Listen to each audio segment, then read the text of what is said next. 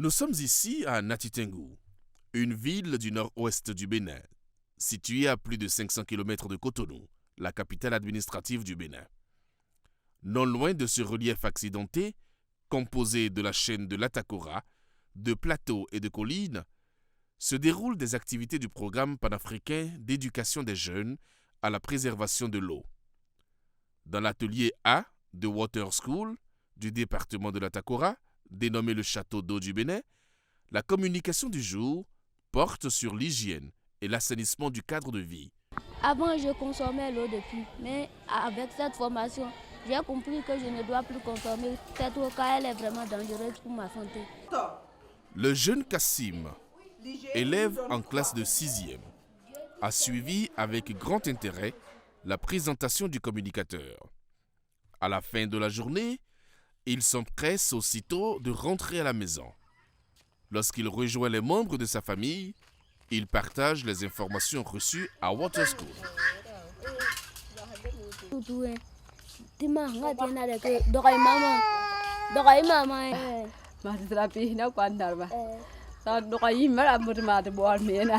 Il a dit qu'il a fait formation et on va cesser l'eau propre pour boire, pour trouver un bonne santé, faire tout possible pour cesser l'eau de pompe parce qu'on boit l'eau de puits. Comme il a parlé là, il y a pompé à côté ici pour les mairies. Et un bidon là, c'est à 25 francs. On va commencer par payer même un bidon pour boire. Il m'a dit que l'eau du puits que nous buvons là, que c'est pas bon de commencer par boire l'eau de la pompe et que les ordures que nous laissons à côté de notre maison, que nous devons les ramasser et les jeter loin de notre maison. Au fil des années, Water School s'est taillé une solide réputation. L'objectif majeur de ce programme est d'impliquer les jeunes dans les activités de communication pour un changement de comportement. Le droit à l'eau, le pôle de l'eau, et l'hygiène de l'eau de boisson, les changements climatiques, c'est des thèmes d'actualité qui permettront aux enfants d'agir réellement pour changer les comportements au sein des ménages, dans la ville et un peu partout. Les enfants étaient réellement engagés.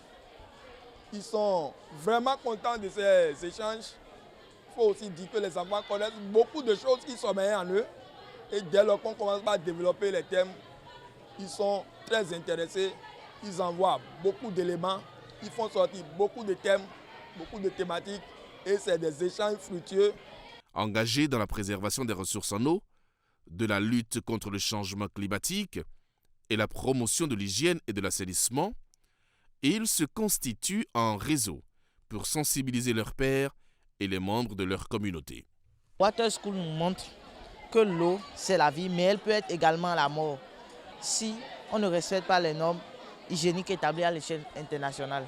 À Water School, j'ai appris la mauvaise gestion des sachets depuis WhatsApp et j'ai encore appris la gestion des eaux usées, où il faut les jeter et comment il faut construire les latrines. Je sais aussi que la stratégie nationale de l'eau dit qu'on doit payer l'eau. En payant l'eau, on arrive aussi à trouver de l'eau potable.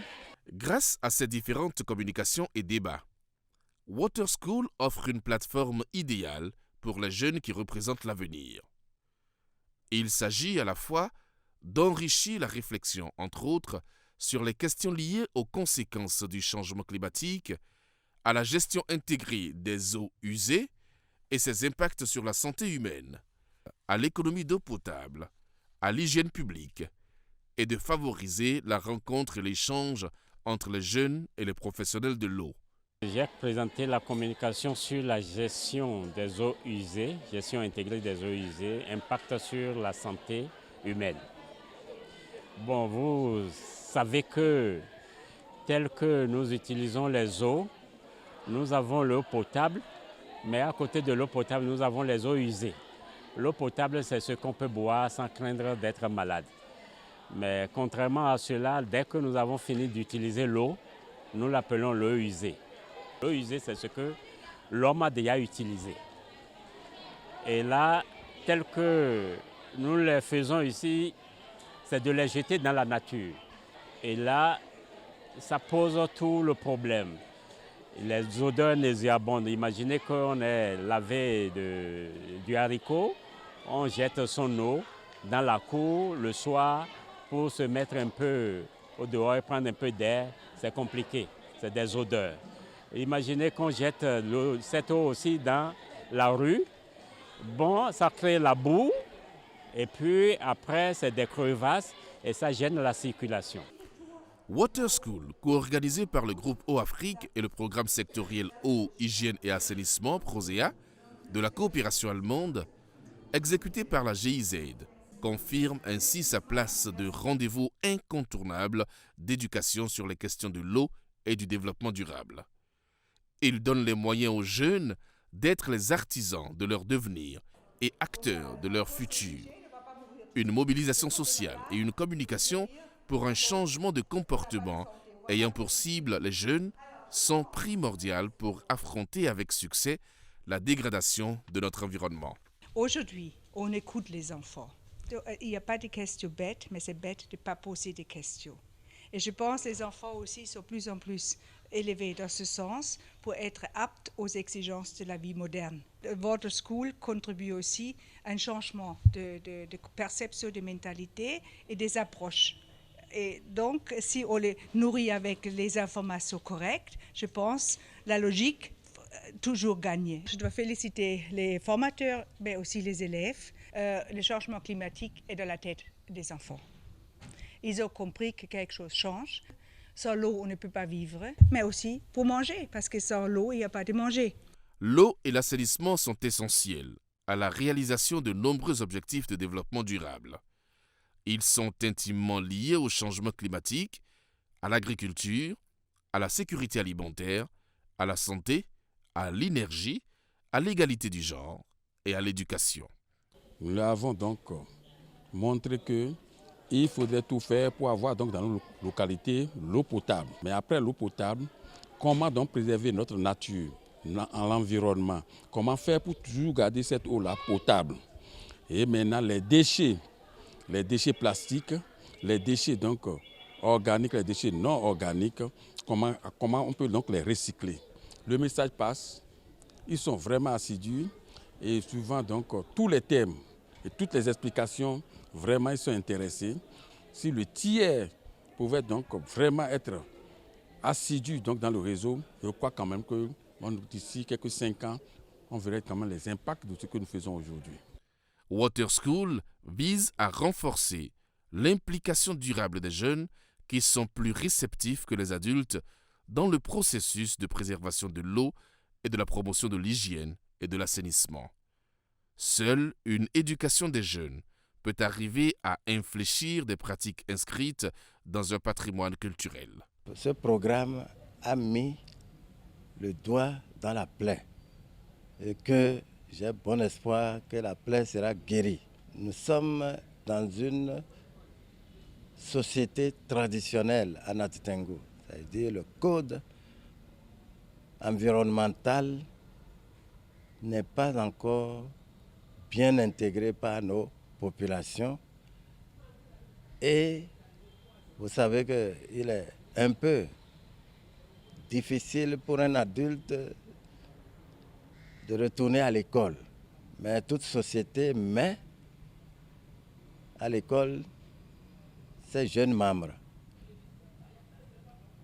Le respect de l'environnement est une nouveauté dans notre ville. La méthode de passer par les enfants pour apprendre le respect sur la base de la science, le respect de l'environnement.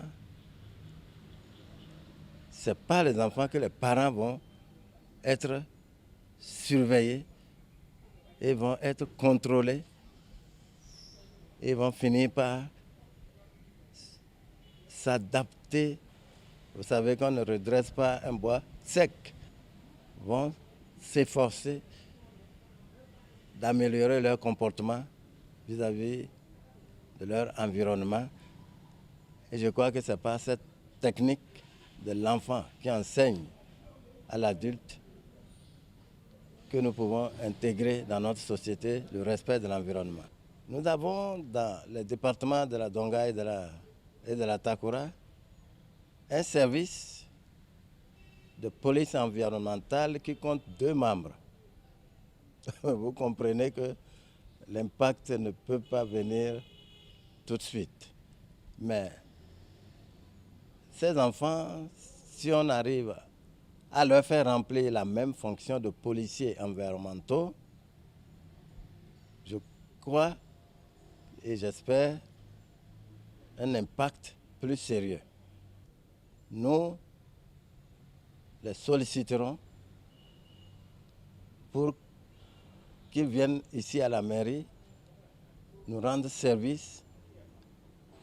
Nous savons qu'avec eux, nous obtiendrons un gros impact.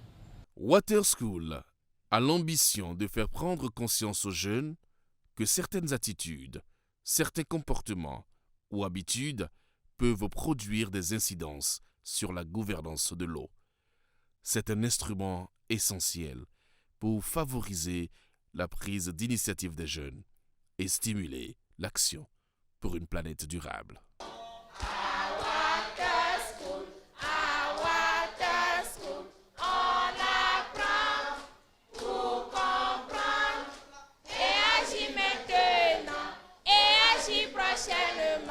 Water School, c'est très bon.